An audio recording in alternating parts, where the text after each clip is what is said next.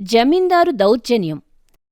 అనగనగా లక్ష్మీపురం అనే గ్రామంలో జోగయ్య అనే ఒక జమీందారు ఉన్నాడు. ఆ జమీందారు కనుసైగల్లో ఊరు నడుస్తుంది. ఒకవేళ ఊర్లో ఎవరికైనా అప్పు కావాలంటే జమీందార్ని సంప్రదించి అప్పు తీసుకుంటారు. దానికి బదులుగా జమీందారు ఎక్కువ రేటు వడ్డీ వసూలు చేయటం అలవాటు. కానీ ప్రజలెవ్వరూ జమీందార్ని ఎదిరించి ఒక్క మాట కూడా అనలేరు. అయ్యగారు, ఈ నెల అందరి దగ్గర నుండి వడ్డీ డబ్బులన్నీ వచ్చినట్టే. కాకపోతే ఈ మల్లన్న మాత్రం వడ్డీ డబ్బులు ఇంకా కట్టలేదండి. ఆ మల్లన్నకి బాగా పొగరెక్కినట్టుంది. అవునయ్యా, గత నెల కూడా వడ్డీ కట్టడానికి బాగా తిప్పించుకున్నాడు. ఒకసారి వాడిని రమ్మని కబురు పెట్టు, నేను మాట్లాడతాను. సరే అయ్యగారు. జమీందారు చెప్పినట్టు మల్లన్నకి కబురు పెట్టి ఇంటికి రప్పిస్తాడు. ఆ సమయంలో జమీందారు వడ్డీ డబ్బుల గురించి ఏమంటాడా అని మల్లన్న కాస్త కంగారు పడుతున్నాడు. అలా మధ్యాహ్నం వరకు మల్లన్న ఎండలోనే నిలబడి ఉంటాడు. ఆ సమయంలో జమీందారు అక్కడ చుట్టుపక్కల తిరుగుతూ మల్లన్నను పట్టించుకోడు. చివరిగా మల్లన్న నీరసపడుతున్న సమయంలో జమీందారు వచ్చి కుర్చీలో కూర్చుంటాడు. ఎరా మల్లన్న, వచ్చి ఎంతసేపు అయిందేంటి? అయ్యగారు, నన్ను క్షమించండి. ఈ నెల మీ వడ్డీ డబ్బులు కట్టడం ఆలస్యమైంది. నాకు ఒక వారం రోజులు గడువిస్తే మీ వడ్డీ డబ్బులు కట్టేస్తా అండి. నువ్వేం దాని గురించి ఆలోచించకు మల్లన్న. ఇకపై నువ్వు వడ్డీ డబ్బులు కట్టాల్సిన పని లేదు. ఈ రోజుతో నీ అప్పు తీరిపోయినట్టే. జమీందారు మాటలు అర్థం కాని మల్లన్న అయోమయంగా చూస్తాడు. నువ్వు అప్పు తీసుకున్నప్పుడు నీ పొలం కాగితాలు తాకట్టు పెట్టావు కదా. ఈ రోజు నుండి ఆ పొలం నా సొంతం. నాకున్న ఆధారం ఆ పొలమే అయ్యగారు. దయచేసి మీరు అలా చేయకండి. ఇందులో నేను చేసిందేముందిరా? ఒకవేళ నీ పొలం కాగితాలు నేను తిరిగి ఇవ్వాలంటే రేపటిలోగా నువ్వు అప్పు మొత్తం తీర్చేయాలి. ఏమంటావు? ఉన్న బలంగా అప్పు తీర్చమంటే ఎలా అయ్యా? నాకు కొంచెం సమయం ఇవ్వండి. అదేం కుదరదు మల్లన్న. నువ్వు రేపు వస్తే డబ్బుతో రా, లేదంటే పొలం విషయం మర్చిపో. మల్లన్న చేసేదేమీ లేక అక్కడి నుండి నిరాశగా వెళ్లిపోతాడు. ఈ విధంగా ప్రజల వద్ద నుండి పొలాలను ఇళ్లను లాక్కుని ఊర్లో పెత్తనం చెలాయిస్తాడు. అదే గ్రామంలో సైదులు అనే వ్యక్తి తన భార్య కొడుకుతో కలిసి ఒక చిన్న పాకలో నివాసం ఉంటాడు. సైదులు జమీందారు ఇంట్లో కూలీ పని చేస్తూ తన కుటుంబాన్ని పోషిస్తున్నాడు. అలానే సైదులు భార్య కోమలి గుడి వద్ద పూలు అమ్ముతుంది. కానీ ఆమె వ్యాపారం అంతంత మాత్రమే ఉంటుంది. ఏవయ్యా, ఇంట్లో నెలసరుకులు అయిపోతున్నాయి. మీ అయ్యగారిని జీతం డబ్బులు అడగొచ్చు కదా. అడుగుతాలే కాని మన బుడ్డోడు ఏదో పుస్తకం కావాలన్నాడు. ఏమిటది? అవన్నీ నాకెలా తెలుస్తాయి? మీరే వాడిని అడగండి. ఆ సమయంలో సైదులు చదువుకుంటున్న తన బిడ్డ అంజీని పిలుస్తాడు. మొన్న ఏదో పుస్తకం అడిగావు, ఏంటది కన్నా? నాకు మీరు డబ్బులు ఇవ్వండి నాన్న, నేను తీసుకుంటాను.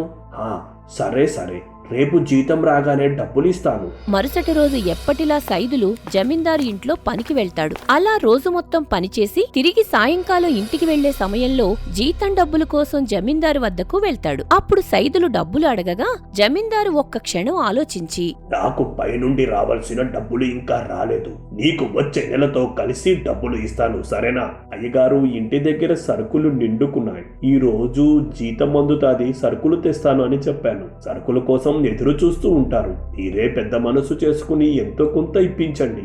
లేవని చెప్పాను కదరా, ఒకసారి చెప్తే అర్థం కాదా?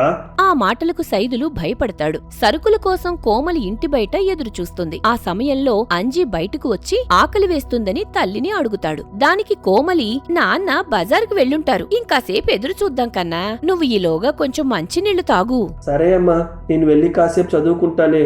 రేపు అసలే పరీక్ష ఉంది.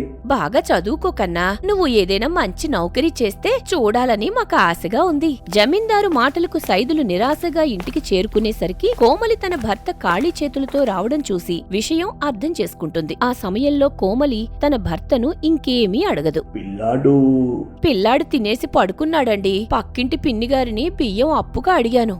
మంచి పని చేసావు. మనం పస్తులు ఉన్నా పర్లేదు, కానీ పిల్లాడికి అన్ని అందించాలి. మీరేం మన అబ్బాయి గురించి దిగులు పడకండి. ఖచ్చితంగా ఏదో ఒక రోజు వాడి వల్ల మన జీవితాలు మారిపోతాయి. ఆ భార్యాభర్తల మాటలను అంజి వింటాడు. ఆ సమయంలో తన వాళ్లకు ఒక మంచి జీవితం ఇవ్వాలనుకుంటాడు. అలా కొన్ని రోజులు గడుస్తాయి. మరోవైపు జమీందారు దౌర్జన్యాలు రోజురోజుకి పెరిగిపోతాయి. కానీ ఎవరూ ఎదిరించి మాట్లాడలేకపోతారు. ఒక రోజు సైదులు తన బిడ్డను తీసుకుని వెళ్తున్న సమయంలో అటుగా వస్తున్న జమీందారు ఎదురుపడతాడు. వెళ్తాడు. అప్పుడు పనికి రాకుండా ఊర్లో తిరుగుతున్న సైదులను చూసిన జమీందారు, ఎరా సైదులు, పనిలోకి రాకుండా నీ కొడుకుతో కలిసి ఊర్లో షికారు చేస్తున్నావా?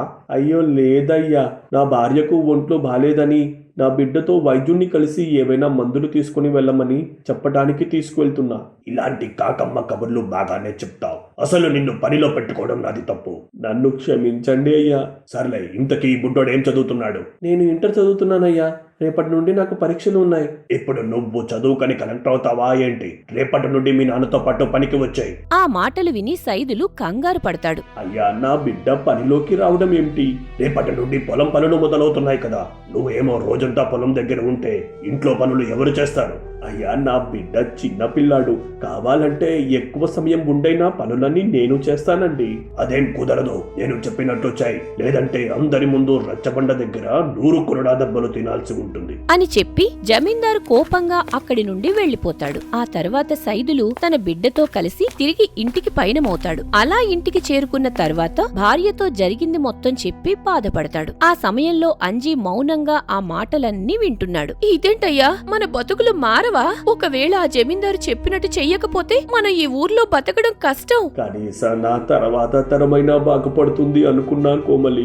ఇదంతా మనం చేసుకున్న కర్మండి. తల్లిదండ్రుల మాటలు విన్న అంజీ, రేపటి నుండి నేను పనికి పోతాను, లేదంటే మళ్ళీ ఆ జమీందారు మా నాన్నని ఏమైనా చేస్తాడు. ఆ రోజుతో జమీందారు అంటే ఒక భయం నాటుకుపోయింది. మరుసటి రోజు ఉదయం సైదులు తన కొడుకుని తీసుకుని జమీందారు ఇంటి వద్దకు వెళ్తాడు. ఆ తర్వాత కొడుకుని జమీందారు ఇంటి వద్ద విడిచిపెట్టి సైదులు అక్కడి నుండి వెళ్లిపోతాడు.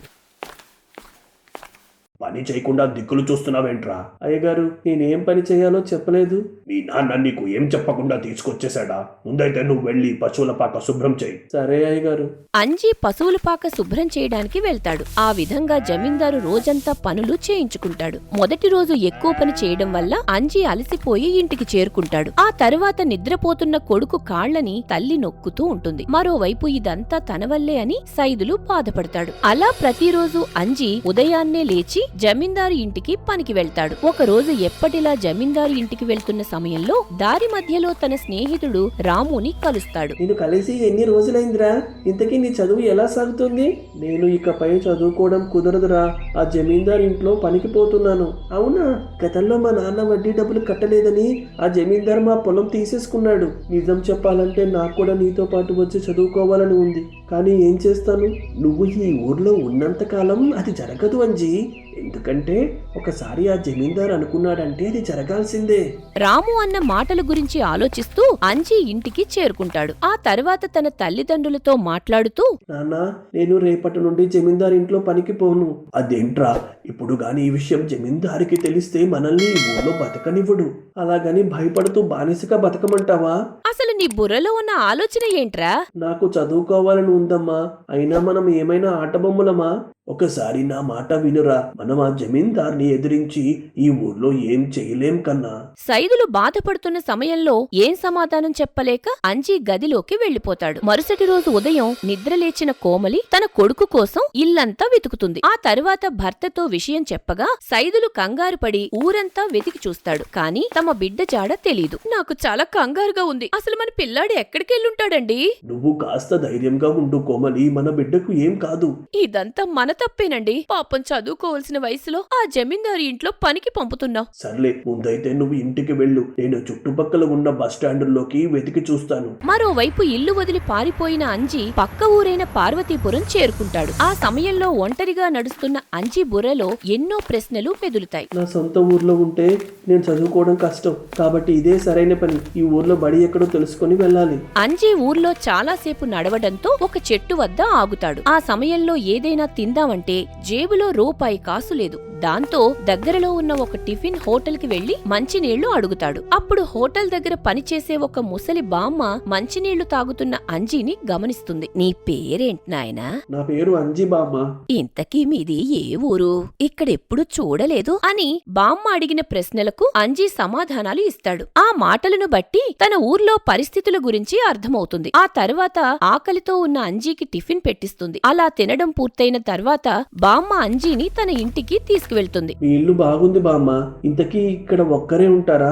అవునాయనా, నా పిల్లలు నన్ను వదిలేయడంతో ఇలా ఒంటరిగా బ్రతుకుతున్నాను. మీరేం బాధపడకండి బామ్మ, నేను మీ మనవడిని అనుకోండి. చాలా సంతోషం. కావాలంటే నువ్వు నాతోటే ఇక్కడుండొచ్చు. ఆ రోజు నుండి అంజీ బామ్మతో కలిసి అదే చోటులో ఉంటాడు. ఆ తర్వాత తన చదువులను కొనసాగిస్తాడు. అలా చూస్తూ చూస్తూ 5 ఏళ్లు గడిచిపోతాయి. అప్పుడు ఒక రోజు పోటీ పరీక్షలలో మంచి నౌకరీ వచ్చిన సంగతి బామ్మతో పంచుకుంటాడు. ఏంటి మనవడా, చాలా హుషారుగా ఉన్నావు? నాకు ప్రభుత్వ నౌకరీ వచ్చింది బామ్మ. ఇదంతా నీ వల్లే జరిగింది. ఇందులో నేను చేసిందేముందిరా, అంతా నీ కష్టమే. నేనొకసారి మా ఊరికి వెళ్ళాలనుకుంటున్నా బామ్మ. అక్కడ తేల్చుకోవాల్సిన కొన్ని లెక్కలు ఉన్నాయి. అంజీ మాట్లాడటం పూర్తయిన తర్వాత తిరిగి తన సొంత ఊరికి బయలుదేరుతాడు. మరోవైపు జమీందారు ఊర్లో దర్జాగా తిరుగుతున్నాడు. ఆ సమయంలో ఒక ప్రభుత్వాధికారికి సంబంధించిన కారు ఒకటి ఊర్లోకి రావడం జరుగుతుంది. అది చూసి ప్రజలంతా వింతగా చూస్తున్నారు. అప్పుడు కారులో వచ్చింది ఎవరై ఉంటారా అని జమీందారు హడావిడిగా వస్తాడు. ఆ సమయంలో కారు నుండి అంజీ దిగుతాడు.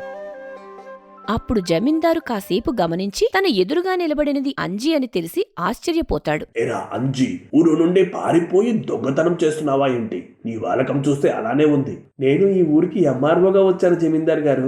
ఆ మాటకు జమీందార్ కంగు తింటాడు. మరోవైపు సైదులు వాళ్లకు తన బిడ్డ తిరిగొచ్చిన విషయం తెలుసుకుని సంతోషపడతారు. ఆ తర్వాత కంగారుగా తన బిడ్డ వద్దకు పరిగెత్తుకుని వస్తాడు. ఇంతలో జమీందారు అంజీతో మాట్లాడి అక్కడి నుండి వెళ్లిపోతాడు. ఆ సమయంలో తన బిడ్డను చూసి వారు కంటతడి పెట్టుకుంటారు. ఇన్నేళ్లకు మేము గుర్తొచ్చామా? నీకోసం తలుచుకొని రోజంటూ లేదు తెలుసా? బాధపడకండి నాన్న, నేను మన ఊరి తలరాతను మార్చడానికి వచ్చాను. ఏం చేయబోతున్నావు నాన్నా? చూస్తూ ఉండండి అమ్మా, మరో వారం రోజుల్లో అందరి బతుకులు మారబోతున్నాయి. అంజీ చెప్పిన విధంగా వారం రోజుల వ్యవధిలో జమీందార్ అక్రమాలకు సంబంధించిన సాక్ష్యాలు అన్ని సేకరించడం మొదలు పెడతాడు. ఆ తరువాత పోలీసుల సాయంతో జమీందారుని జైలుకు పంపుతాడు. దాంతో ఊరి ప్రజలందరూ ఎంతగానో సంతోషపడతారు. ఒక రకంగా అంజీ వారి జీవితాలను మార్చాడు. ఆ రోజు నుండి గ్రామస్తులు సంతోషంగా తమ జీవితాలను గడపటం మొదలు పెడతారు. అదే విధంగా అంజీ తన తల్లిదండ్రులను జాగ్రత్తగా చూసుకుంటూ ముందుకు సాగుతాడు.